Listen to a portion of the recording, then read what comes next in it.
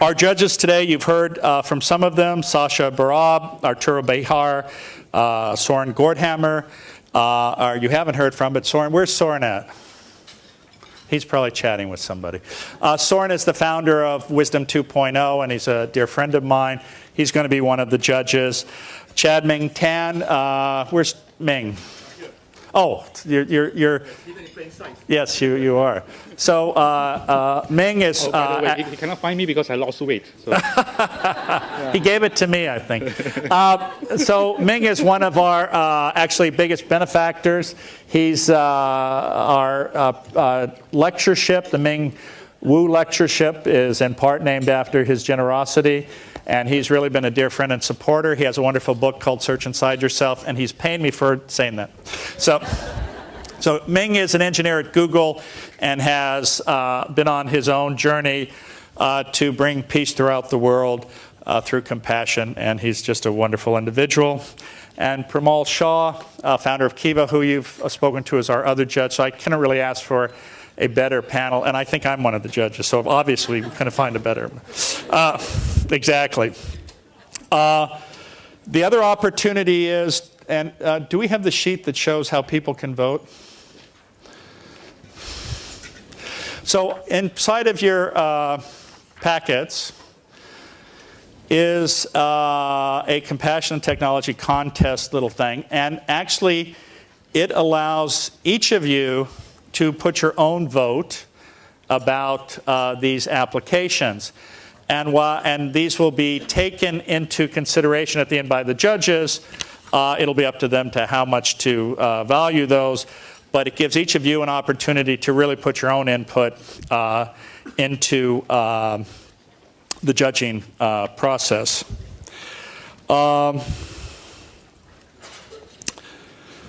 Let's see. Okay, so Scott, are you ready to proceed as our moderator? Yes, I am. Then I will turn it over to Scott Creans. Thank you. Thanks. Do we have? Are these? I guess these are on. They are okay. I'm looking this way and talking to all of you. It's kind of an odd thing. You can pull the mic out and go up front there if you'd like. And do this for a minute just to let everybody know what we're doing.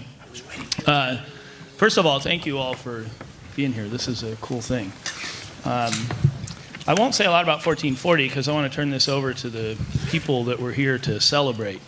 But it's usually not obvious. 1440's, the foundation is named because that's the number of minutes in a day. And a part of the mission is around remembering that and paying attention to each one.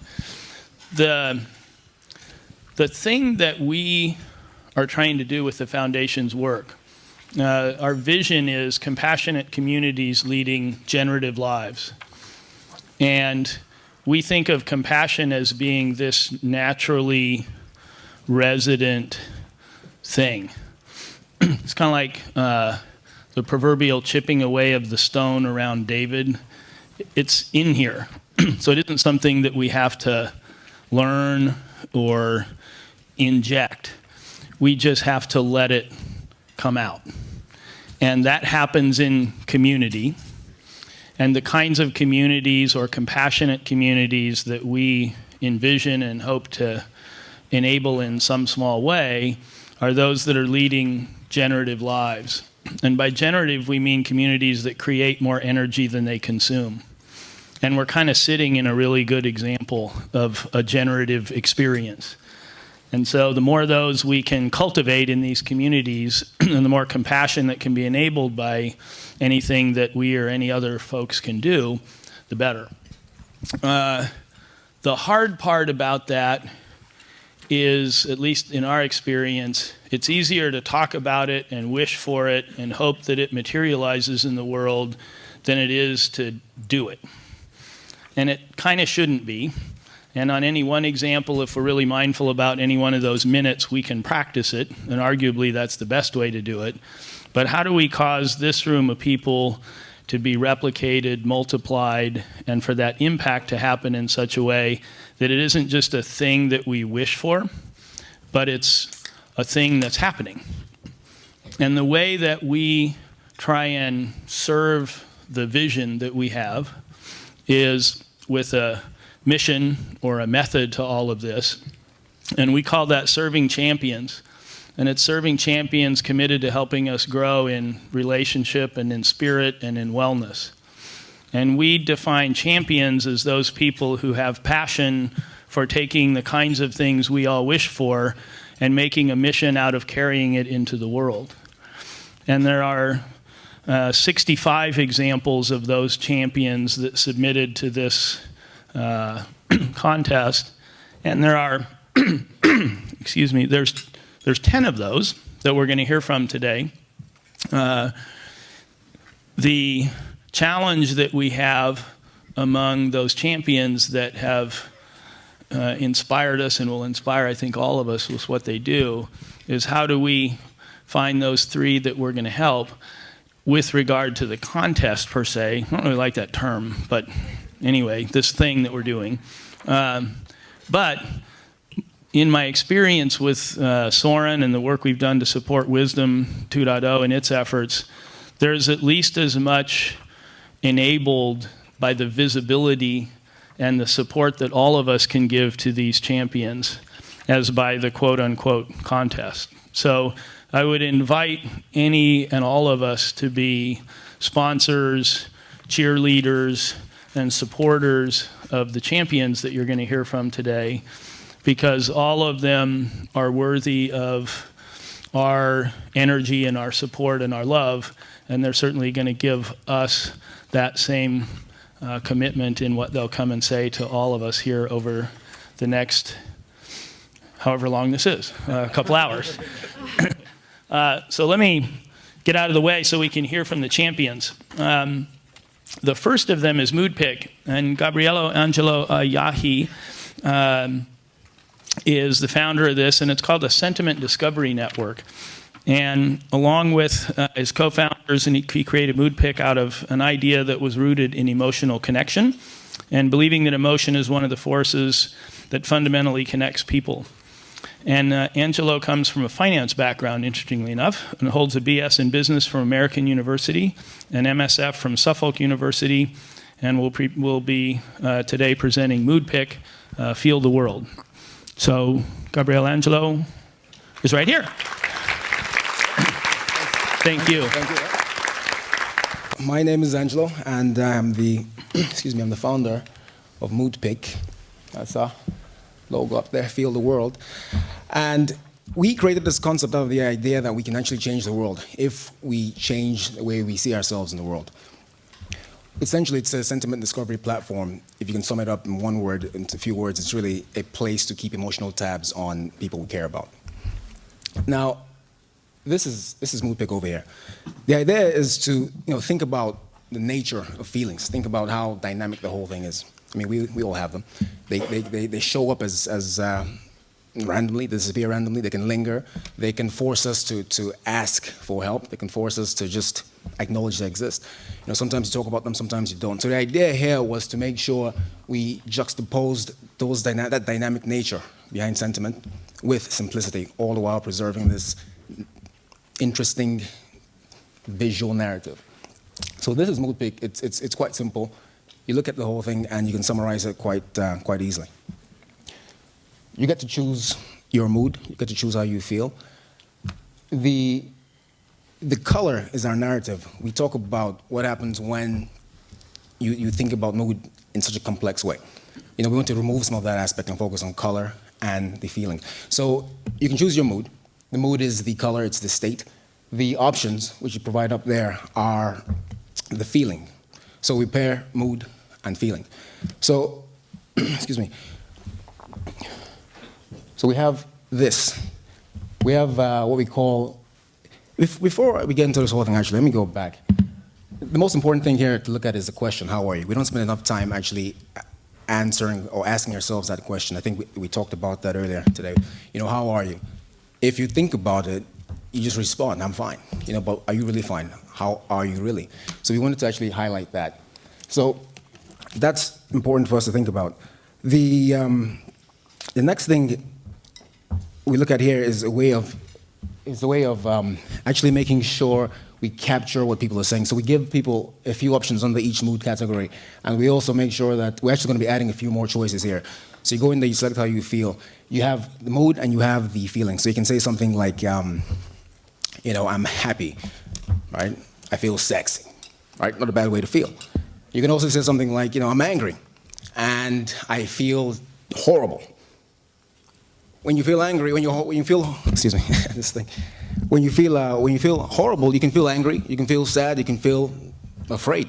You know, who do you share that stuff with? Who do you share your low moments with, your fears? Who do you share that stuff with? I share that with these people here. And these are people in my mood stream. These are people who are responding to my mood. These are people who are telling me how they feel, who are with me, who are encouraging me, essentially. You know, clearly, I mean, I'm sitting up here, I'm the first one to go, I'm nervous. And before I got on stage, I actually updated my mood. I said, I'm nervous. And, you know, it's true. And, you know, I'm gonna let the cool composure fool you, I'm nervous. You know, so you know, my wife actually responded to me. She's half a world away, and she responded. She said, hey, listen, you know, she said, well, you know, as long as you don't slip and fall on stage, you know, you're gonna be okay. You know, so that was good. That made me feel good. I read it, chuckled to myself, and, you know, that made me feel good. So she also said something very important. She said, I'm with you. And we have a feature in this app that is right there. It's you can actually see it. It's with you. And that's an important thing. What does it mean to be with you? It's the same thing as asking, what does it mean to be compassionate? You know, to be compassionate is to be with you. I'm with you is what we're trying to say when we're talking about I love, right? Or I care, I understand. That's what I'm with you means. Excuse me. So this whole thing of I'm with you is actually, it's what connects all of us. It fundamentally connects us. It's compassion. That's what it is. And if you play with that idea, let's talk about that a little bit. Let's play with that. This idea of connecting to others. You know, I grew up in Ohio, right? And I can tell you a lot about the place. You know, some good stuff, some bad stuff. I can tell you enough about the place. You can also do, you know, Google search on the word Ohio, and you're going to get a bunch of facts and figures. What I can tell you, and what those facts and figures I'm going to tell you is rather, you know, what people in Ohio are actually feeling. I don't mean about a particular topic. I mean about, you know, just feeling. Because, you know, why not? Why can't you get that information? What Moodpig is trying to do is to change that. You know, why not run a search and be able to find, excuse me, I'm able to find this. You search the words of Ohio, and you can find some idea of how people feel there. Why not be able to find out that, you know, 34% of the people in Ohio are excited?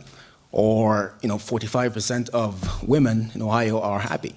Why not be able to discover that, you know, 30% of 13 to 18-year-olds are actually angry?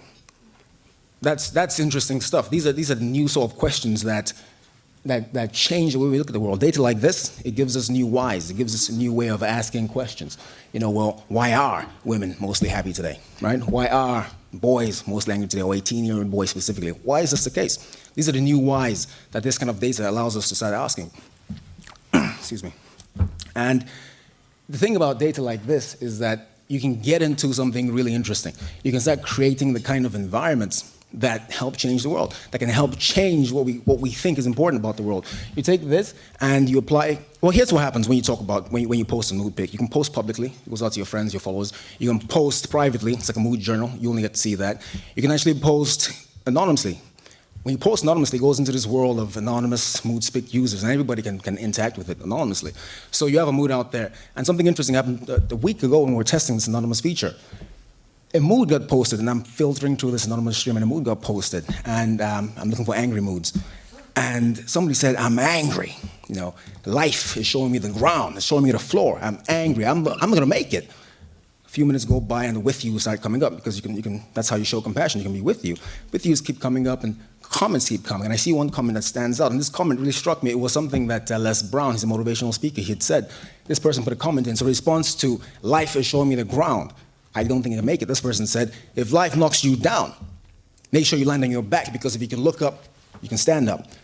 Powerful. That's a powerful statement right there. And my buddy calls me the next evening, and he said, that same evening, and he says, listen, I posted something anonymously on Facebook, on Moodpig, and who said that? This is what it was. It was a quote. He said, who wrote this? I said, I don't know. It's anonymous. You know, this is what we're doing. This is anonymous. It's an anonymous feature we're testing. I said, I don't know. So that's a powerful thing. So let's go back to Ohio for a second. And you think about a bunch of moods coming out of Ohio, right? Out of San Francisco, out of Boston, out of across the ocean, Paris, Stockholm, out of Egypt, Africa, right? Nigeria. Think about what happens if this treatment can go to those non-smooths coming out of those areas, right? What happens when we can say, excuse me, I'm with you to a complete stranger? That's a powerful effect right there. And to get to a sense of that, you got to talk to somebody who's been there before, right? Somebody who's been there, that low place, that place life takes you when it gets funny with you. You know, when you're down, when you're submerged, you're holding on to something and you're just about to let go. And right when you feel like you're going to let go, you can't continue, somebody scoops you up and says, stand up, I'm with you. That's a powerful thing. So that's the kind of thing we're trying to encourage. We're trying to create the conditions to allow that to happen.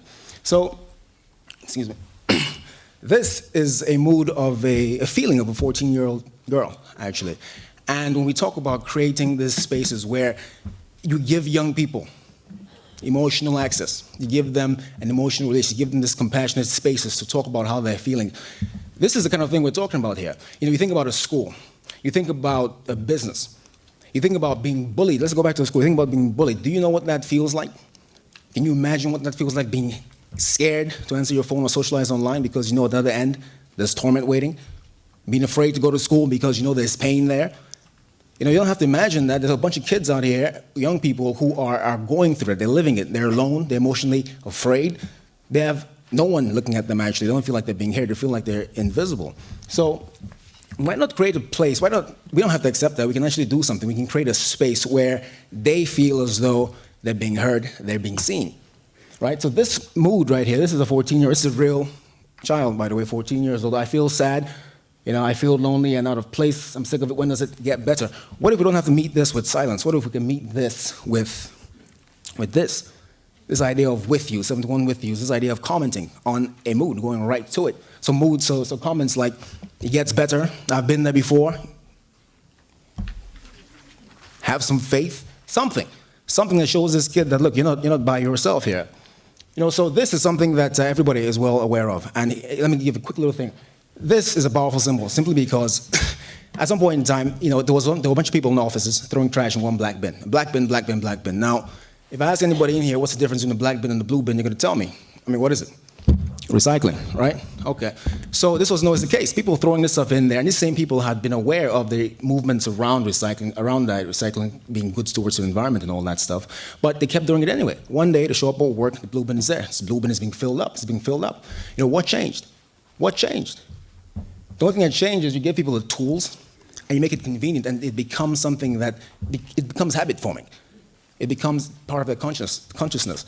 It's so real for us today that if you walk out and throw that bottle into a bin designated for regular trash, regular rubbish, you know, you risk being accosted by 5 people. You know, hey, guess what? That's no way to do it. So either way, you know, I think before we get to a place where we can, see, the thing I'm trying to say here about this symbol is that I think technologies like Moodpig can actually do for recycling. So the blue bin did something for recycling. I think technologies like Moodpig can do for recycling what we need to do for compassion, to get the message out there, to get it to a place where people can communicate with it. So, I mean, well, so essentially, you know, I want to say that I believe in compassion. I think it's the force that elevates the soul. I think it's the invisible variable to the equation of our survival. I also believe that, you know, every time we decide to commit to an act of compassion, we're saying something to ourselves. We're saying that it's possible. It's possible to create a new world. It's possible to make this place a bit less toxic and more hospitable to who and what we really are. So this is the last slide here, and this is the first time I saw this. It's a live feed of moods across the world. First time I saw this, I thought to myself, you know, what would this look like? What would happen if 1 million people for 1 week chose to be compassionate, chose to be happy, chose to be grateful? What would happen? Right? And what would happen if the entire world could see that? So I think one day we're going to get to a point where we can actually see that. Sorry, I'm out of time and all that, but thanks. I appreciate it. Again, thanks everybody.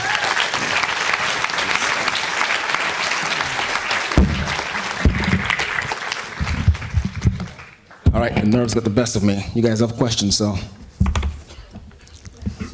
So if a school integrates, do you have like an API that would let them represent the collective on a page for a teacher or something like that? Yeah, sure. Essentially, the school has its own page in Moodpig. The kids join the page, and as they're using this app by themselves with their friends, all that data gets aggregated onto the school's page.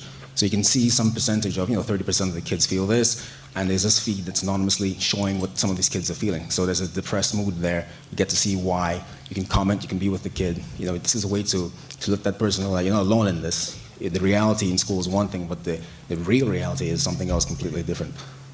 And is there like an administrative kind of back end for the teacher to be able to like go in and edit if something went, or? Yeah, exactly. You can go in, there's a whole admin function essentially, and we're building some of this stuff out as well. I have a question. Sure. So, just an anecdote first and then a question. But the anecdote is, I think this is a powerful idea. Recently I was teaching statistics in class, and I asked students to text in on the screen how they felt about statistics, and they suddenly felt less alone because there were no positive emotions on the screen. So I think just the expression of emotion and knowing other people are going through that is powerful and can create compassion. But for the specific Compassionate Act on your proposed app, it's clicking a button that says, "I'm with you." And I'm wondering if there's a possibility to make the Compassionate Act more costly than just a single 1-second click? More costly from what perspective? From the giver. The giver. Well, I think you have to start simple with this stuff, in fact, because we're all speaking one language here, and we're trying to scale that language. Now, it's the same thing with the whole recycling idea. You need to make it, I believe you have to make this language convenient. I think compassion, mindfulness, empathy, it's all there. So when you have something that can go public, that can reach the guy in the street who's concerned about his mortgage payment and his car note, this is who you really want to reach to get this message to be real. You have to give them an easy way to make that habit forming. So the idea of, I'm with you, to friends and family is one level of it. The second level of it is, okay, for the heck of it, let me go check out what's happening in California, check out the anonymous moods from there, and here's a random mood, I don't know who this person is, and they're saying something that resonates, I'm with you on that. You leave a comment. Somebody else reads that, I don't know who this person is. And you get a boost from that. Here's a complete stranger who's done something for me. So I think we have to make sure we're not being a burden to people who are coming to this message for the first time, essentially, or who want to incorporate this as part of their life. It's a blue bin, black bin. All right? If all I'm doing here is tossing this paper here versus here, that's easy. What's the cost to me? Not much. So that's the idea. This message has to scale. It has to scale in a way that people can receive it and do something with it, make it part of their day. So that's the answer. So I just had a question in the context of, so a person can be with you, they can make a comment, Sure. but it would seem as if somebody was in a mood state that obviously was crying out for somebody to be with them, Sure. that it would be perhaps interesting to be able to have an independent chat or some sort of have a more personal connection. Sure. So is this really meant for these just little clips, or can they go on, or is there a way to slide off into? There's a way to slide off, especially in that school setting. If you have a situation with friends and family, that's different. I'm with you and all that stuff. And you can call me and we can talk. If you're in a school setting and all that, you have a bunch of anonymous moods coming in if you choose the anonymous option. Now there's somebody who's really going through something, and what you're saying is that, well, how do I extend it beyond just that? Well, that's the thing. If I'm a school therapist, I've seen this mood, I'm following this anonymous mood, and I'm noticing some signs. The different things I can do with my, my skill set. I can encourage certain techniques. I can encourage different levels of help. I can even set up, establish a relationship with this person where they feel comfortable enough to say, come into the office. You know who I am. I'm a school therapist. So it's about getting them to get that first step. Now, there are different ways, there are different levels of this thing. There's this whole social thing, and then there's the whole, how do you get the kids or the people who aren't saying anything, who feel they can't say anything? There's a very different reaction you get when, you post something about how you feel intimately, and then you get all this love and all this response, That's really the essence of being with you. I have no idea who you are, but I'm with you, I got you, I feel you. That's it. Okay. Angelo? Okay. Is there a mood pick for celebration? I'm relieved. Thank you very much. Fantastic stuff. Thank you. We're not going to stand up for each one of these, but I'm going to introduce Lauren Haynes. Lauren's a product manager at Give Forward and is going to introduce something called Empowering Compassion and Creating Unexpected Joy. Lauren was 2 years at the Ounce of Prevention Fund as an IT manager and 4 years at Accenture, focusing on human-computer interaction and collaboration. And as I guess is also true, you swing dance. So you can swing dance on up, and we're looking forward to hearing from you, Lauren. Awesome. So that will actually transition nicely into my first slide. This is Jenna. She's a professional swing dancer. She's also my Lindy Hop instructor. And about a year and a half ago, she broke her collarbone flipping over her bike. So guess what you can't really do when you break your collarbone? Teach swing dancing. It requires kind of your arms. So she had insurance, but she wasn't able to get a lot of the labs and the physical therapy that she needed to be able to get back into testing or into teaching. So you can imagine, in addition just to the medical bills, she also has the loss of her revenue during that time. Her friends and family gathered on Give Forward and were able to raise over $1,000 to help her pay those medical bills. So at Give Forward, we've helped thousands of people like Jenna. Our mission at Give Forward is empowering compassion. People come to our website, and these are a couple of profiles right off our homepage, friends and family that are gathering to raise money for people in need. We do this through unexpectedjoy.com and creating unexpected joy. We basically believe in bringing unexpected joy to our staff, our users, and the community at large. So this is Michael. He's one of our beneficiaries on the site and had pretty aggressive brain cancer, had a seizure after being diagnosed. Things were getting a little bit better, but he fell. He was getting this puppy in the picture and has a fundraiser on our site. And so our staff ended up sending him a welcome box for the new puppy to say, hey, like, we're really so excited that you got this puppy and that your community's coming together and we're behind you too. This is a picture of people's fingernails and toenails painted pink. We had a fundraiser on our site that her aunts were supporting her in breast cancer, her own breast cancer journey. And her aunts are totally against pink nail polish, but had painted it in support of their niece. And so our staff got together and had our own nail painting party and sent her the picture. The top left picture there is Amelia, and she's one of the beneficiaries on our site. She had cancer. She's also a photographer, and so we purchased one of her pictures and hung it up in our office. But this is something that we do for different users all the time, as well as our own staff. Like, I actually brought Jenna in since she had been a beneficiary and taught our entire staff how to swing dance over lunch one day, which was a lot of fun. So what we actually do is crowdfunding pages for medical expenses. People come, start a fundraiser. They have to be medically focused or pet medical, as well as memorial and funeral. But we don't really monitor, keep any kind of barrier to entry to come in. We encourage people to share their fundraiser, to add team members, and to collect hugs and donations. And as of today, actually this morning, we're at 74 million in donations and counting. So every minute we get some new donations. Yay! So back to people like Jenna, 62% of all bankruptcies in the United States are caused by medical debt. So that's a huge impact. 69% of those people actually have insurance when they go bankrupt. So we're not talking about, healthcare reform is going to be awesome, but we're actually talking about things that it's going to be a long time before we get to the point that we're solving this, as well as the fact that just even if insurance covered everything and you have to drive 3 hours to get treatment, you're paying for gas, you're paying for a place to stay at those nights, you're also probably eating out a lot more than you expected to, and that adds up very, very quickly.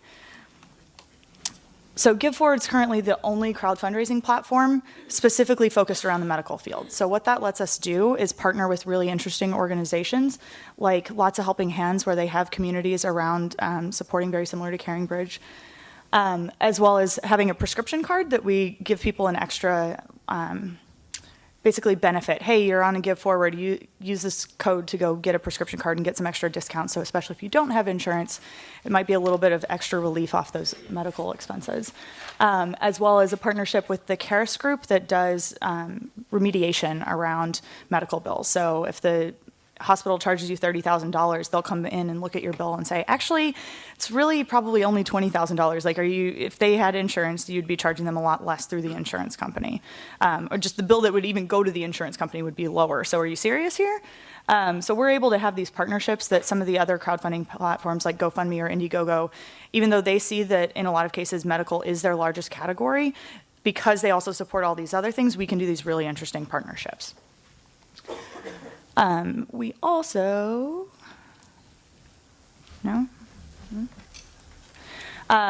our tool, we also, aside from just collecting donations, take hugs. So people in the community can continue to come back and update and leave comments without donating. This actually is the fundraiser. These are comments from the fundraiser that had the pink nail polish. And so the organizer, who's the aunt, saw the pink nail polish party and decided to come back and post even after the fundraiser was closed, which was pretty exciting. So this is our team. One of the other differentiators we have is our fundraising coaches. So every fundraiser on our site's assigned a different fundraising coach that basically helps them, especially when people proactively reach out. If they end up having multiple fundraisers, they end up with the same fundraising coach to help them. It's our customer support team, but these are the people who are really actively reaching out to our fundraisers and doing the unexpected joy for them. Our team's pretty diverse. We come from all sorts of different backgrounds, including actual Emmy Award winners and CEOs of other companies, IBM consultants. I'm in there somewhere. We have about 35 people right now that all have different backgrounds that they came from. So it's pretty exciting. $2,959 is the average raised for a medical fundraiser on our site, which is pretty awesome. Like if anybody raises any money, they're actually coming. And in a lot of cases, $2,000, our CEO had sent out a survey a while back, and our own staff were opting into high deductible plans where it was $2,000 out of pocket before, insurance really kicks in. And something huge, like 50% of our staff said our own staff said they wouldn't be able to pay that out of pocket if something were to happen, which is pretty incredible. And that's how you start looking into some of these bankruptcies. Monday, I think it's gone down a little bit since then. We had 9,233 active fundraisers on our site.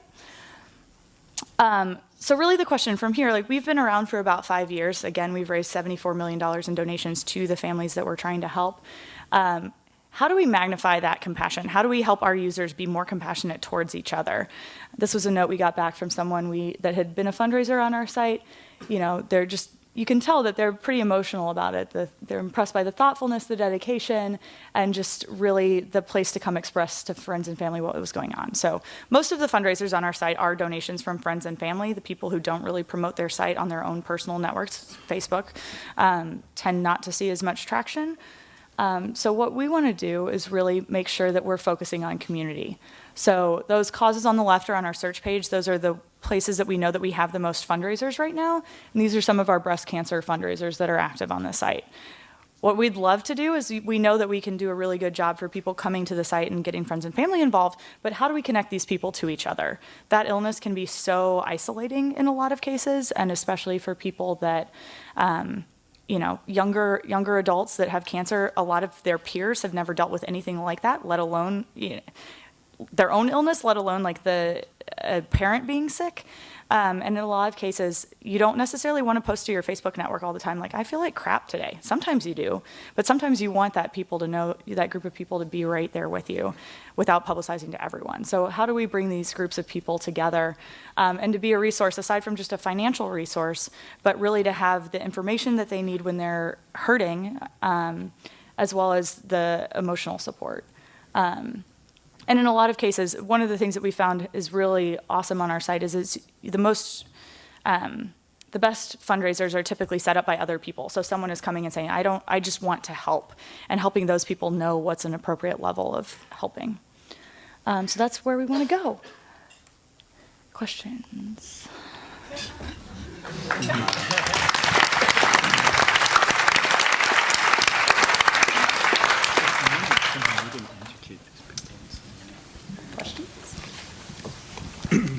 What's your biggest constraint right now?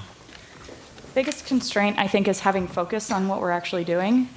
So we're moving technology platforms and just trying to make sure that we're actually focused on the things that are going to give us the biggest impact and really the loudest voice. So it's kind of having these things need to be done. Okay, well, what's really the biggest thing that's going to impact our users and be able to bring? We definitely have some technology constraints in terms of if we grow exponentially, we're going to fall apart pretty quickly. So we're working on that, but especially being able to start doing some of these things really around causes and bringing people together and giving them the additional things beyond financial support. It's really focusing on that instead of just, we have this one particular issue today. What is your model for continued funding? Mm-hmm. So in terms of to the individual fundraisers or for I mean, if people donate, mm-hmm. let's say somebody asks for $3,000, you give them $3,000, mm-hmm. you still have employees who also have to be paid and have insurance, right. et cetera, et cetera. Right. What is it on advertising model? Is it We take 7.9% off the top of every transaction, and we allow the donors to cover the fee.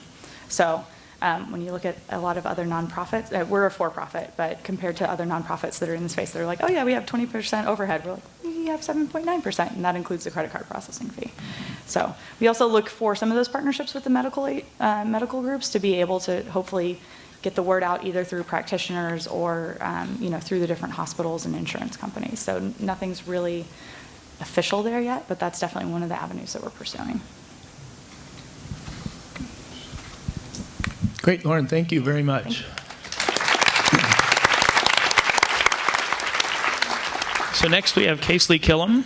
And Casely graduated with a psychology degree from Queen's University in Canada and has done research at University of Pennsylvania and is on the way to becoming a clinical psychologist or perhaps a medical doctor.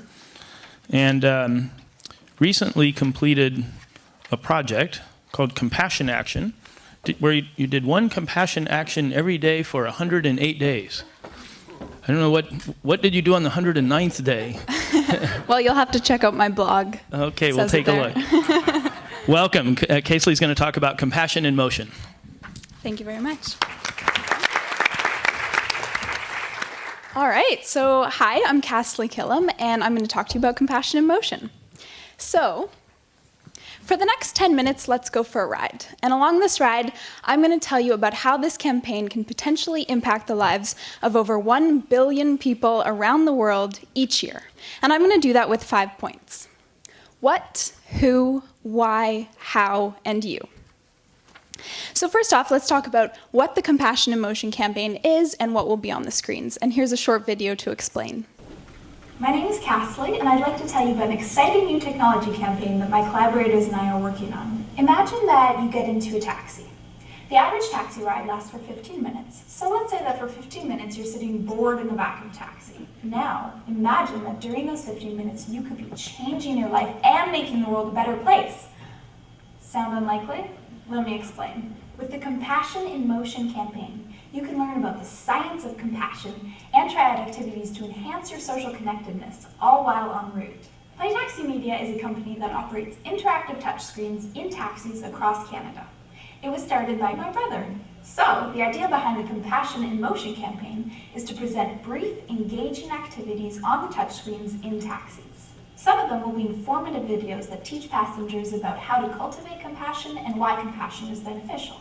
Others will guide passengers through research-based activities right there in the taxi to increase their social connectedness. Furthermore, people can enter their phone numbers to automatically receive a text message with links to our smartphone app and website. Compassion in Motion is an awesome campaign for 3 main reasons. Number 1 is that by using PlayTaxi Media's digital taxi network, we can reach 2 million people per month in Canada. And if that's successful, we can collaborate with their partners to reach another 40 million people per month in the United States and another 60 million people per month in China. That means that we can potentially help 1,224,000,000 people around the world every year to lead compassionate, socially engaging lives. The number 2 reason is that it will be effective. The average recall rate of campaigns on taxi touchscreens is 40 to 50%, compared to only 8 to 12% for the average TV commercial. So our message will have a memorable impact. The 3rd reason is because it's going to be fun. The videos and activities will be short, engaging, and entertaining. At the same time, the activities will be based on scientific research and offer people tangible ways to deepen their connections with others and therefore to enhance their own well-being. Like I said, with Compassion in Motion, you can change your life and make the world a happier place, all while riding in a taxi.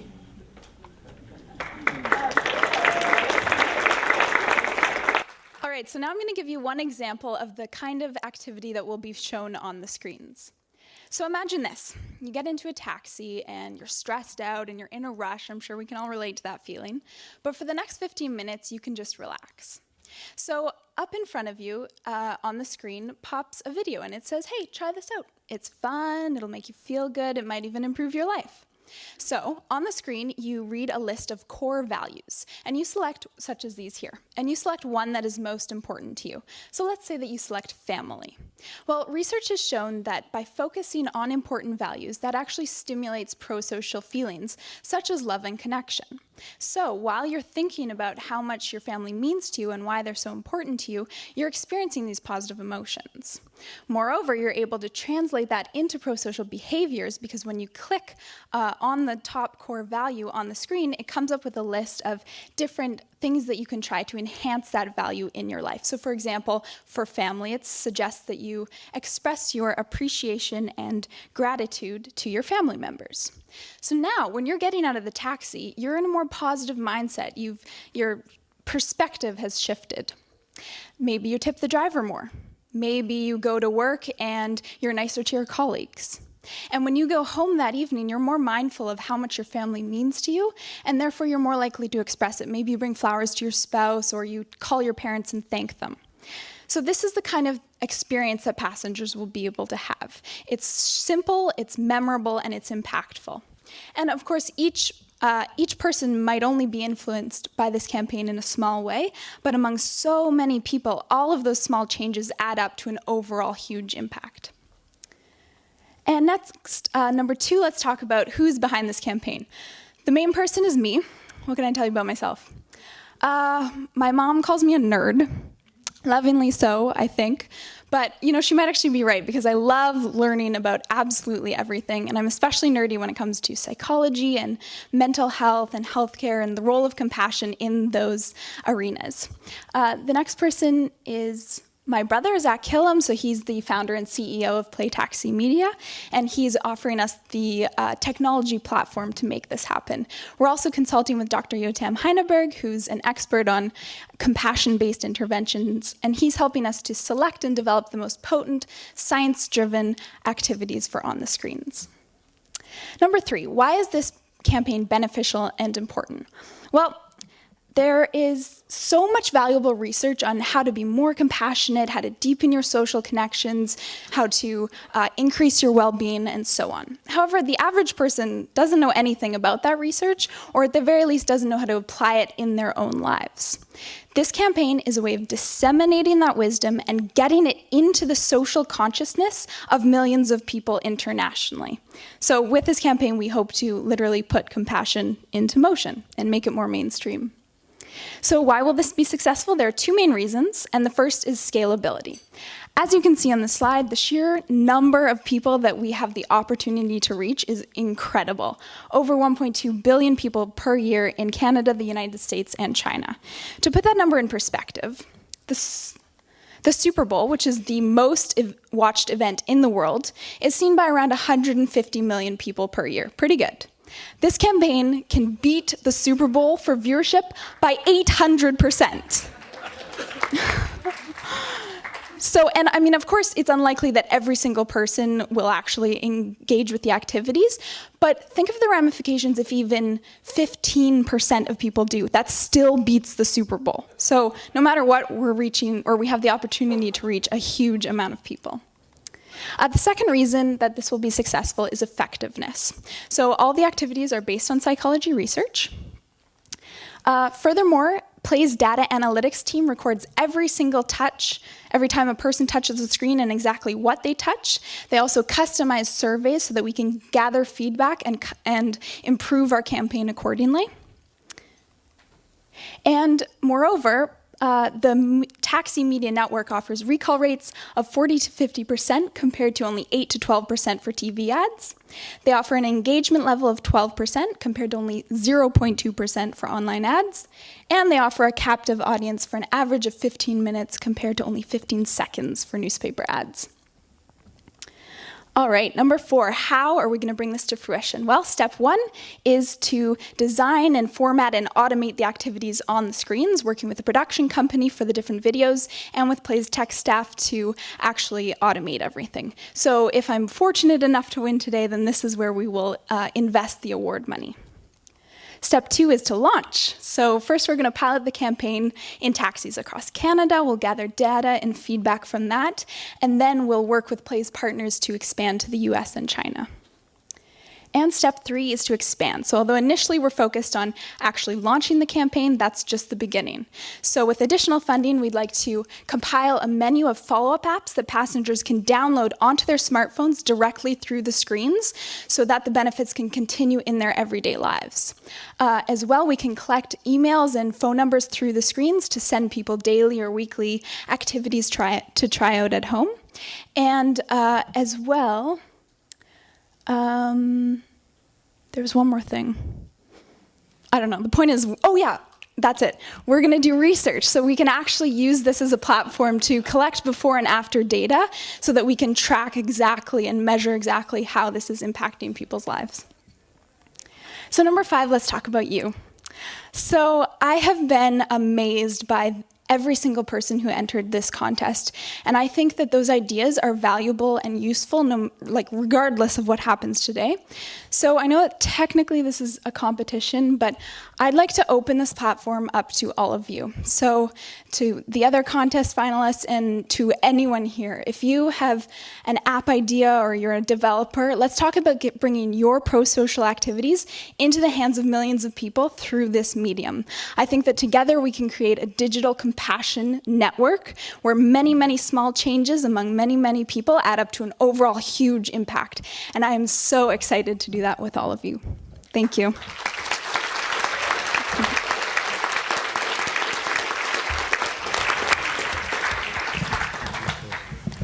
So, where are you going?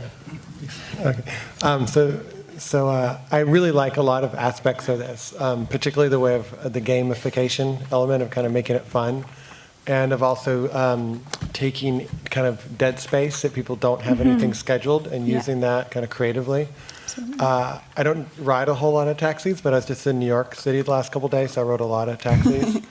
And I think the biggest challenge that I see is when I'm riding taxis in New York, it's pretty much all sponsored content on the back of the screen, and I turn it off generally. Yeah. But I'm guessing the taxi companies are making tens of millions of dollars a year using that sponsored content. Yeah. So if I'm one of those taxi cab owners and I say, okay, I can make, I don't know, 30 million giving XYZ companies using that time space, and you come and say, okay, well, I've got this other idea for compassion. What's going to be the way in that allows me to give up that money or to somehow make that happen? Absolutely. So first of all, in Canada, it's easy because it's my brother and he really believes in this cause. No, but aside from being my brother, he's a lawyer originally, so he would say no if he didn't actually want something to happen.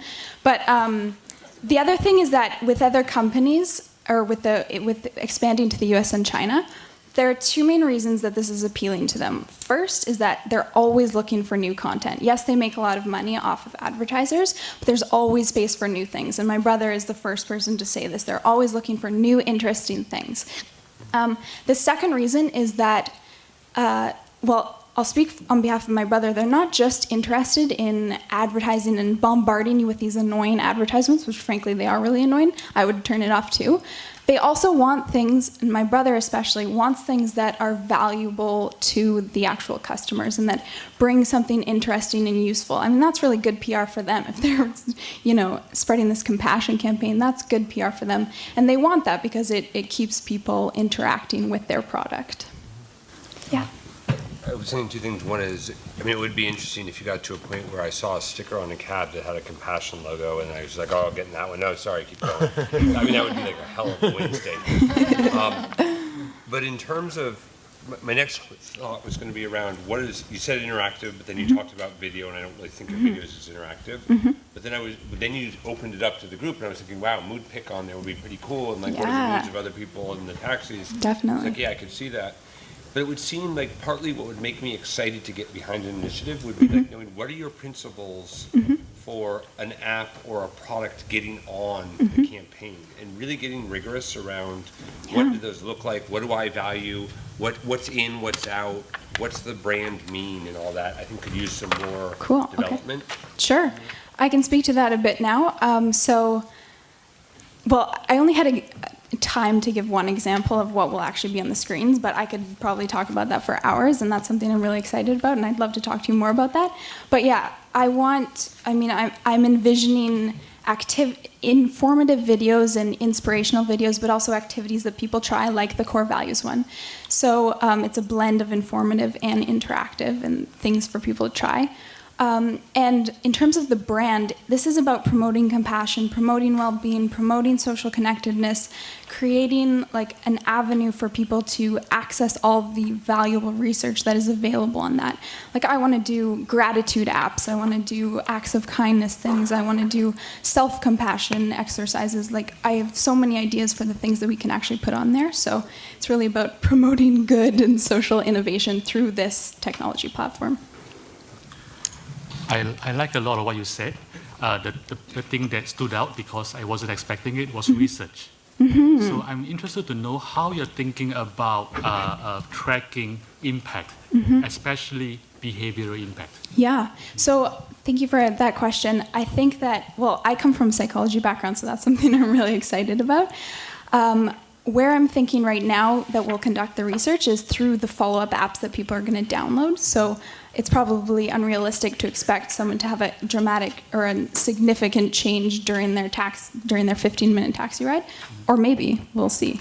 But I'd like to look at that research when people download these follow-up apps, get them to take some questionnaires right then, and then track them a month later, et cetera.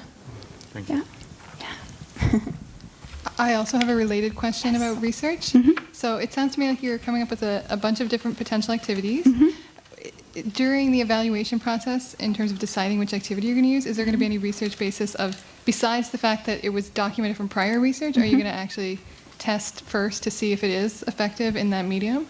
That's a good idea. Well, we'll be testing it on the taxis, getting feedback that way. And then you mean conducting research on our own first to Sort of test like out the activities? some basic trials. Yeah, a trial, yeah. Trials with real users to see to what extent it is activating compassion and Yeah. considering all the different ways we measure it and so on. So the measurement issue, I think, is I would really love interesting, actually. Yeah. I would love to do that. I need funding for that, Or to do that someone research. who knows a lot about but- empathy measures. Pardon me? Or someone who knows a lot about how to measure it. Yeah, absolutely. Yeah, I'd love to talk about that more. Yeah, something I want to do. Great, thank you, Cassidy. Okay, I appreciate thank it. Thank you very much. So next we have Carly Larson, who's a Roots of Empathy instructor and teaches in elementary schools, and is also education and charities managers for Tis Best Philanthropy, and that's out of Seattle, and has developed a program called Discover Giving, which introduces students to the concept of generosity and altruism, and we'll be presenting that today. Welcome, Carly. Thank you. As you can see, we're going to start with some current events. Just a few weeks ago, the city of San Francisco was invaded. The Riddler and his horrible henchman, the Penguin, tore through the city, leaving a swath of chaos in their wake. By early afternoon, crowds began to gather in the heart of this real-life Gotham City to witness the pranks. Suddenly, out of the mist, a pint-sized Cape Crusader appeared. Bat Kid, 5-year-old leukemia survivor, foiled the diabolical duo's plans, backed by the cheers of more than 12,000 supporters who poured into the streets to catch a glimpse of this tiny hero's mighty spirit. Bat Kid had been granted a wish from the Make-A-Wish Foundation, which means he could have chosen anything, but his dream was bigger than a trip to Disneyland. What he wanted more than anything was to save the day. Children are capable of extraordinary acts of kindness. When given the opportunity, they show us, as Bat Kid did, that there's no challenge too big for a child's enormous heart to tackle. I work for a small nonprofit in Seattle called Tis Best Philanthropy. Tis Best makes charity gift cards. These gift cards work just like conventional gift cards, but instead of going to the store to buy stuff, the recipient uses the money on their card to support a charity they believe in. On October 1st of this year, my colleagues and I launched an education program that uses Tis Best charity gift cards as a tool to give students a hands-on experience with philanthropy. There we go. The goal of the program is to bring the idea of philanthropy, generosity, altruism, those types of qualities into the classroom and give students a hands-on opportunity to practice those activities. TISBEST Philanthropy created the charity gift card in 2007. And since then, we have refined it into a really wonderful gift that's used broadly. So it's very natural for TISBEST Philanthropy to take this really wonderful program that's created and refined, and then share it with kids in the classroom.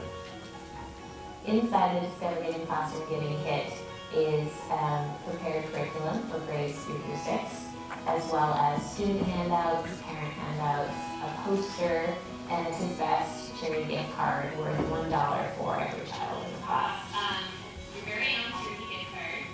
How much is that for? $1. That's a real dollar that you need to use to donate to a charity. Well, I think Discover Giving gives the students an opportunity to experience giving in a way that they probably don't experience in their daily lives. To let them know that they can make a difference is incredible, I think. We don't do a lot of that in schools. You know, I've had the good fortune to be in a classroom setting while this lesson was taught. And the enthusiasm among the students is fantastic, and the teachers love being a part of this program. Everything that they're doing here at school is really about having the community load. I think the importance and sort of hands-on aspect of this, where you're actually going to help a student understand how to become a participant and how to give, is immensely important. So what you did today changed the world. That choice to donate $1, to donate that small treasure, made a big difference in the world today.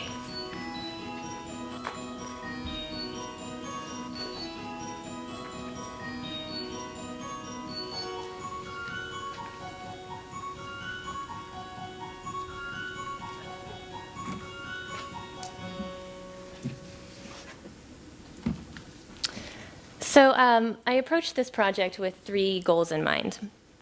Number 1, I wanted each Discover Giving activity to include pro-social behavior practice based on the growing body of research that provides evidence of the self-rewarding nature of generosity, altruism, and compassion.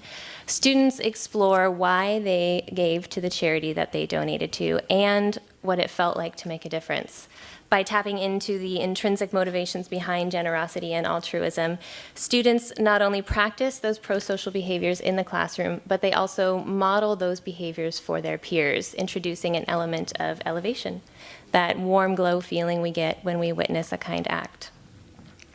Number 2, the program needed to be a no-brainer for teachers. Anyone can sponsor a classroom by ordering a classroom giving kit through the TISBEST website for less than $100. By ordering, plans for 2014 include setting up a scholarship fund for low-income schools, which could be partially funded by the contest money. Making this a no-brainer also meant ensuring the program could integrate into a broader curriculum with activities that could be included in measuring a student's academic progress. Guided by Common Core state standards, we created 6 different activities for the Discover Giving program, each adhering to a different literacy component from the Common Core. All of these activities are included in the kit. But no matter what, Discover Giving needed to be an empowering experience for students. If you had asked me when I was 10 what I was planning on doing about the graffiti painted on the fence down at the end of the block, I would have looked at you like you were crazy. I had no idea what to do about issues affecting my community. No one told me that even though I was a kid, I had the power to make a difference. And I don't think that that's an uncommon childhood experience. I think our society generally considers children to be a fairly powerless population. But as Bat Kid showed the world, that is not true. So let's take a closer look at the technology TISBEST uses to connect students to a cause they feel passionate about. First, students are introduced to the word philanthropy. Discover Giving defines philanthropy as sharing time, talent, or treasure to create positive change. The students are always amazed to realize that they already participate in philanthropy in their daily lives, such as donating canned food or volunteering their time at a younger classroom at school. Students then receive a $1 TISBEST charity gift card, which is attached to a postcard that gives students examples of what their dollar can do. These examples are designed to create some real-life context to give students the idea of the impact that their charitable donation can have. Moving to the computer lab, the students are then able to donate the dollar right at school. They have really nice computers at this school. The TISBEST team created a secure, kid-friendly donation portal, which is a modified version of our standard online redemption process. This is hosted on the TISBEST website, and we would also love to create a separate dynamic website for the Discover Giving program. To get started, students enter their first name and the 6-digit code from the front of their card. They can then browse through our list of over 300 vetted charity partners. The charities are organized by category to help narrow down the selection process. Once a selection has been made, students write a brief note to their teacher explaining their choice. Here are a few notes from the 4th grade students you saw in the video. Amaya donated to Union of Concerned Scientists. I gave to this charity because I care that our Earth stays at its best all the time, and so we can keep our home planet safe for years to come. I love these so much. Samuel donated to American Cancer Society. I gave to this charity because cancer is a very serious disease and needs helping all across the world, and I have heard some very amazing ideas about it, like supercharging T cells and putting them in your bloodstream. With this little dollar, I hope to help the cause. Lucy donated to Autism Research Institute. I gave to this charity because I have a family member who has autism. I know how hard it can be, and I would like others to be helped and treated and have the same opportunity we did. At the end of the process, students see a message thanking them for their world-changing gift. TISBEST is notified when the donations have been completed, and we send 100% of each student's donation to the charity they chose to support. When the lesson is over, each student receives a button that says, "I can change the world." This keepsake can be worn home as a reminder that they made a difference, and that felt really good.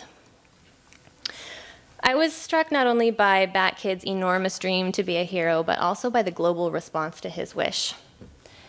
Daily life in San Francisco ground to a halt as they transformed into Gotham City for this one little boy, and people all over the world watched it happen and smiled. For one moment, the entire planet felt connected through the magic of one boy's wish to save the day. I think deep down we all know that our future depends on kids like Bat Kid, kids who are valiant and strong and who aren't afraid to risk it all in order to save the world. Children have an innate ability to be kind and brave, but these behaviors must also be nurtured. If we want our kids to grow up to become caring, connected members of society, giving teachers the resources to teach compassion and altruism in the classroom is a fantastic place to start. Every child you know has the ability to make a difference. Unlock that potential with Discover Giving, a classroom philanthropy project from TISBEST.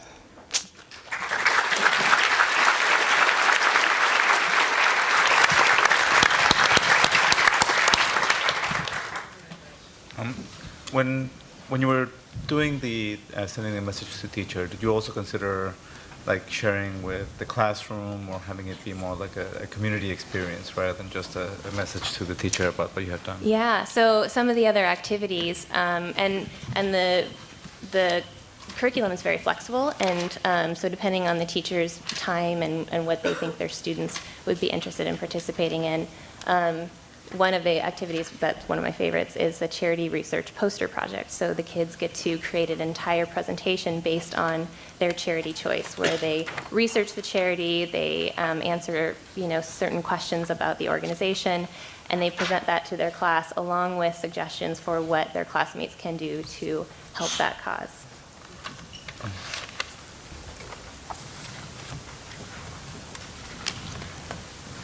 I was struck by the way you situated the talk around Bat Kid and use that as the compelling kind of part of the value of what's here. And I was just thinking through the adding transmedia components to the experience, where narratives, whether they were stars or whether they got to see examples of it following all the way through. Do they get a sense of that follow through besides that image? You mean in? Tell me more about that. So I give to a cause, at the end I get a thank you, and I see a slide, and I'm just wondering how my gift, it's almost like watching it. Oh, connecting to that end result? Yeah. Yeah, The more storied yeah. ones. That's something that we would love to develop into this program. At this point, part part of keeping it secure for the kids is not connecting them directly with the organizations, but building something in where there's some sort of an update on what the organization is doing, or some type of follow-up would be really powerful. How are you currently funded? I jump in every time. You go first. No, you go first. My turn? Okay. I like what you're doing. I suspect this is the beginning of something much bigger, and I'm trying to understand what that bigger vision is. So I'm going to phrase my question this way. If instead of us giving you $10,000, if we give you $1 million, what would you do with $1 million? That's an awesome question. Part of our biggest challenge is outreach, and I think that would be the number one thing. Is teachers are incredibly busy people, and they're incredibly invested in what they're doing, and so we have a staff of 4. So we have a very strong set of resources, but they are limited.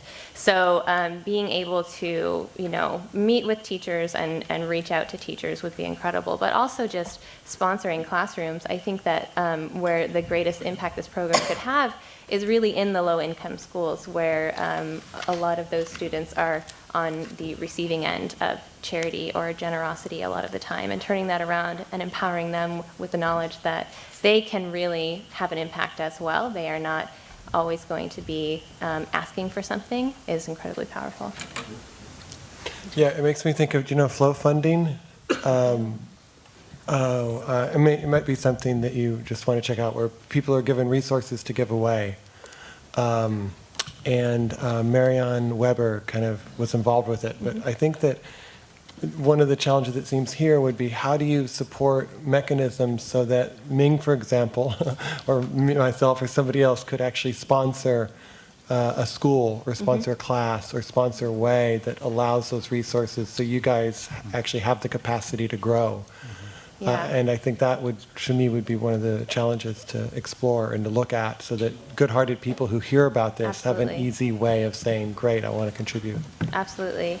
Yeah, and just with our staff, we have to keep our growth sustainable just for us. But I mean, if we had $1 million tomorrow and we could hire more people and we could bring, have a much bigger team to do the outreach and the follow through and the production, that would be an incredible dream come true.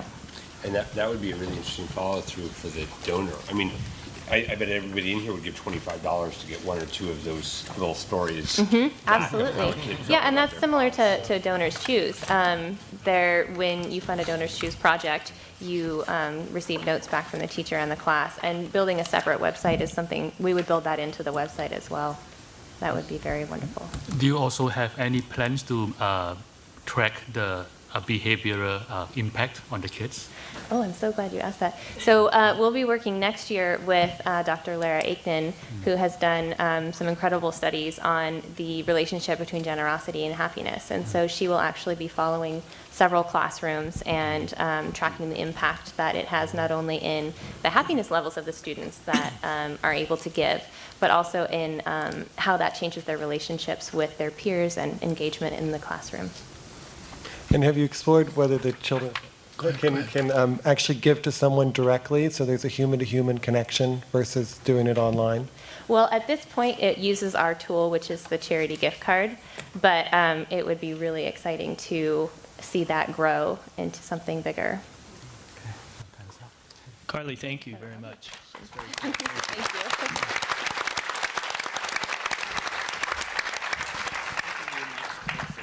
Our next presenter is Ralph Aka, and Ralph is going to be talking about something called Seek Change, which is personal wellness for social wellness.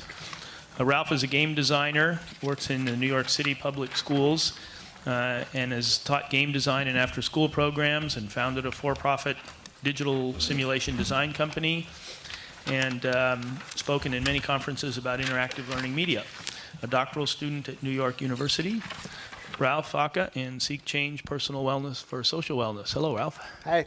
Thanks for everyone for being here. I think there's a break after this, so I'll be empathetic with your need to stretch your legs. So again, I'm Ralph from Seek Change, And what I want to talk to you about today is reinventing the world of self-help. So I think we all are familiar with the world of self-help, or many of us are. So here's just a quick stat. There's about 33 million people that buy self-help books, like this wonderful book from Karen Armstrong about 12 Steps to a More Compassionate Life. Just to give you an idea of what 33 million people are, that's almost the size of Canada, like everyone in Canada. Not that Canadians are specific to self-help, but just to give you the size sort of understanding, no offense to any Canadian. So the question that comes to mind is does this make the world a better place? Does self-help make the world a better place? And the answer to that is I have no idea, but probably, maybe. But I do know that there are some fundamental issues with the world of self-help. One issue is that around social wellness, there's generally a disconnection between personal wellness and social wellness. So, for example, you buy a book on loneliness, and you read that book, and it gives you all this stuff, but there's no connection to the loneliness that's experienced by the elderly that are grappling with a similar sort of challenge. We buy books on self-esteem, but there's no connection to youth empowerment programs that are tackling the same issue.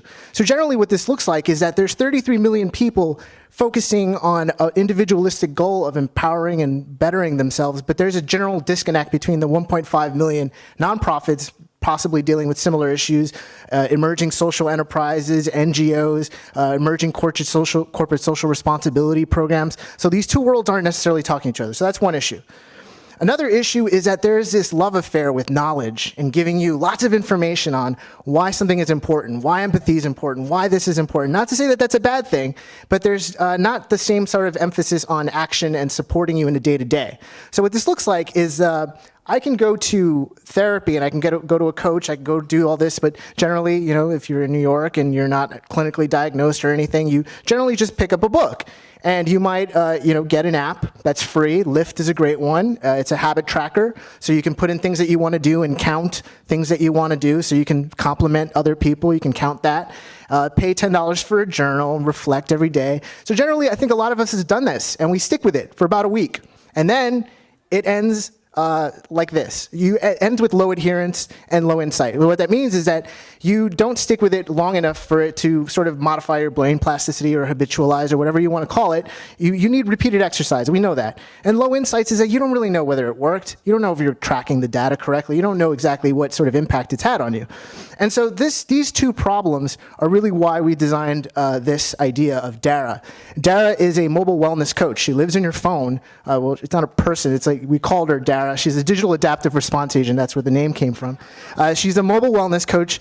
And really, she tackles the two issues of, one, connecting to social wellness, and second, to focus on action. So let me show you how this works. So in the app, you see a list of different workouts. So here, you can enroll in a 21-day booster optimism workout. And this workout is a blend of two things, a blend of emotion regulation activities and social action activities. So really the way this works is it's got intelligent engagement, it uses push notifications. So you get these push notifications throughout the day, and if the ones that you don't respond to go into a data bank, and we start to learn what times the push notifications best work and start to adapt to you. So then you get this push notification, you click on the push notification, you launch an activity. So here's an example of an activity. It's a gratitude. We've talked a lot about gratitude journaling. So this is a very familiar activity, but this is an emotion regulation activity. This is all about training attentional control. You do this for 15 days repeatedly, you'll start to have a different way of how quickly you can focus your attention on specific things. This is why gratitude works. It's in your phone, it's convenient to do. Here's another activity. It's called a reframing activity. Here you see a statement such as, I can't make it to the bar tonight, sorry, have fun without me. And you have to select positive interpretations or positive ways of framing this activity and really discriminate against negative ways that you might frame this. And this is called cognitive reappraisal. So these are very simplistic micro actions, small things that are convenient to do. Get a push notification. It's not asking you to watch a 5-minute video. I'm all for mindfulness, love the videos, I use them. But not everybody has the bandwidth to do that on the spot. These are quick things that you can immediately do. So these are some examples of a social action activity. So, we were talking about Kiva before. You can micro actions. So there's a lot of open APIs out there. So the idea is that we can tap into a lot of these things to provide people the ability to click on their phone and easily get connected to an existing network of people that are already doing something. So here you can peruse different, Kiva has an open API that you can connect to and view different people, different active loans. You can't necessarily do the money transfer through the API right now, but you can tap into some information. So generally, this whole thing relies on this idea of adaptive language. So I'm a PhD student at NYU, so I do a lot of work on using data to sort of build a connection with you. So here, we can actually start to monitor shifts, dramatic shifts in emotion. So we have one of our activities is a mood tracker. We talked a lot about mood tracking as well, mood mapping. I know Mark was here showing the mood mapper. So it works similarly. What's your magnitude? What's your valence? Positive, negative, how strongly? But we can start to see dips and shifts in different emotion and then have Dara actually pull a specific message to you and say, I noticed something. Do you want to reflect on it? So this is, again, increasing engagement. So who are we? How did this idea come up? So again, my name's Ralph, PhD student at NYU, doing my dissertation on the use of technology for emotion regulation training. Good topic, similar to what we're talking about. So my background is I co-founded a company called Cognito about 8 years ago. It's in New York City, still in operation. We design simulations in the area of mental health. So we do a lot of work with returning veterans and training them on conversation tactics, so how families can have better conversations with their veterans that are returning and be emotionally connected. So the entire company relied on this conversation engine where every decision that you make sort of cascades through all the different options. So the idea was to take that, instead of having people sit at a computer and engage in a simulation, what if their real life was a simulation? What if they carried around a mobile phone and made decisions on their mobile phone and the analytics occurred on the server and started to push different activities? Could we increase the engagement, the doing, and connect this whole thing? So Nicole Letelier is the other team member, and her background is in getting people to connect their careers to social good. So her background, she came out of New School. She does a lot of organizational development. She's a personal coach right now working with adults as well as high school students trying to find social good in their careers. We have a couple of partners. So who's currently doing this? There is a very complicated competitive landscape, but very simplistically, here's a breakdown. You have tracker apps. Mood Panda, great one. Count how many things you do. Count how happy you are. Count how this. Count how that. It's really great. It's like Fitbit, Nike Fuel Band, can see great stats on what you're doing.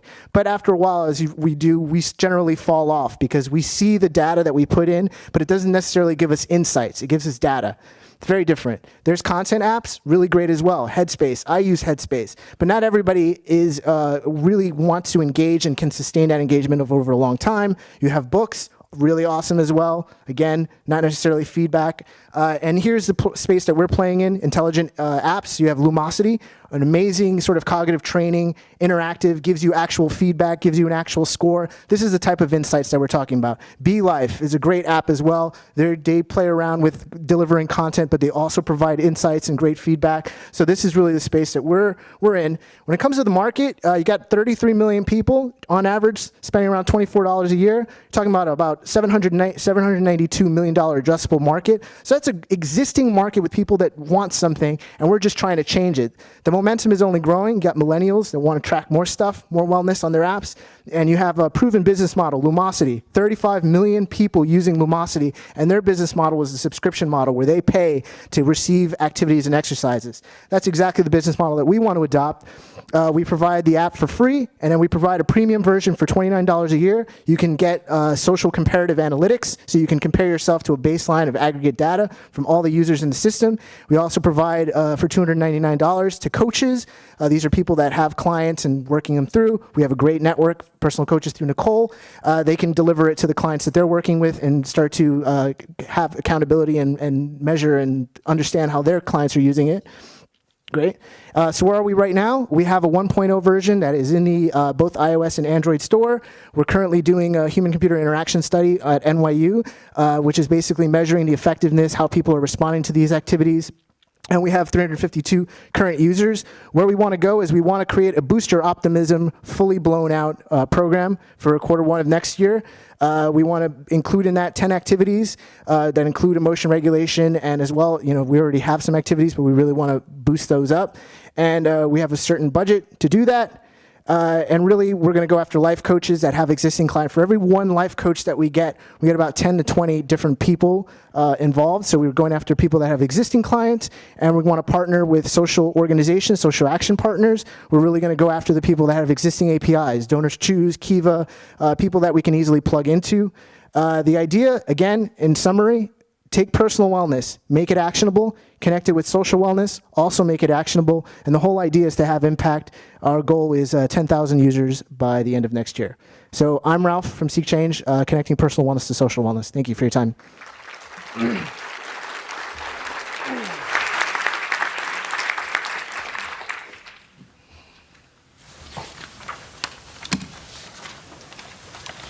So when you talk about data and insights about that, can you provide some examples of things that you've thought of? Sure. So really the way that the two types of data sets that we're looking at is usage logs and psychological data. So usage logs is really you check in 100% of the time for 5 days, and then you fall off, and then you check in again. The system can say, hey, you have a very, very high adherence rate, and then you fell off for a certain period of time.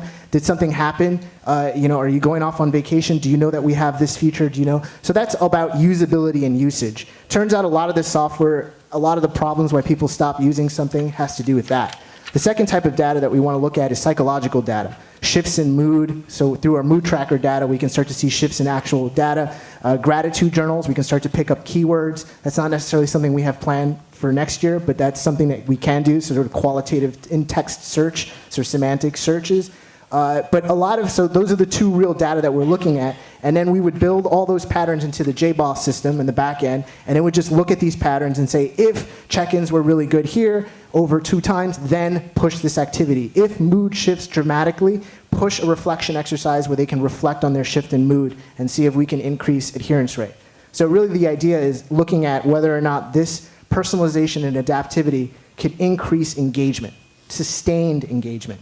Yeah, and I think you touched on this briefly, but I want to kind of expand on it a little bit because it's also something we've been thinking about, which is kind of linking feedback with pathways of action. So here you say correctly that, for example, if you've been dropped off for a period of time, how it would get used is you would either get a notification, or when you came back on, you would then get a question as to why is it that happened, and then that could help inform the rest of the system. Yes. Okay. Exactly. Yes. I like to look one step ahead. If everything goes well, what would this product look like in 2 years? In 2 years, I guess there's probably two questions to answer that. One is that, like Carly, I think, talked about a digital compassion network. I think that's a great idea. I think there's a lot of nonprofits, NGOs, the idea of having them all connected, really leveraging these APIs and maybe modeling for other nonprofits how important it is for them to open up their data sets and create more actionable sort of community. The second thing is form factors. I think we got smartwatches, we got a bunch of different things, and I think that form factor and personal usability is going to take the phone. So, we use our Fitbits because Fitbits, I think, are important because they track the data automatically. We don't need to do anything. It just does it automatically. So the idea is, can you decrease the amount of effort that it takes for them to engage in psychological activities? And I think form factor might be a part of that. If you have a smartwatch that just vibrates and asks you in one button, simple question, swipe up, feeling positive, swipe down, swipe left, that type of interaction, that's as close as we can get besides the promise of hooking up an EEG and, automatically mapping positive moods, which, I don't necessarily think we're not going to get to that level in the near, it's already happening, but, that level of semantic understanding, happiness versus like arousal. Are you happy, or are you just like, is your heartbeat variability very high, So I would say form factor, and experimentations in form factor and experimentations in the type of partners that we can really bring in to the fold. So I love the theory of change. That your movement from why you did the previous work to this work is awesome. I think that's really cool. Thanks. I think a lot of people talk about that, but I haven't seen anyone. I'm not clear on how the lessons that were in there and how you walk through these chains in your bounded games translated to how that occurs, but you don't have to answer that right now. Okay. It's interesting to me when I'm thinking about. Sorry. It's interesting to me when I'm thinking about an open space. and my time, and the fact that I'm going to drop off, rather than looking at drop off as a problem, there might be ways that you could actually have profiles of completion that you let a person satisfy, then they can drop off for a little bit and then come back and engage in another profile of completion. And what I mean by that is that you would define parameters based on how they started that would suggest you would get closure on this aspect of what you're doing here.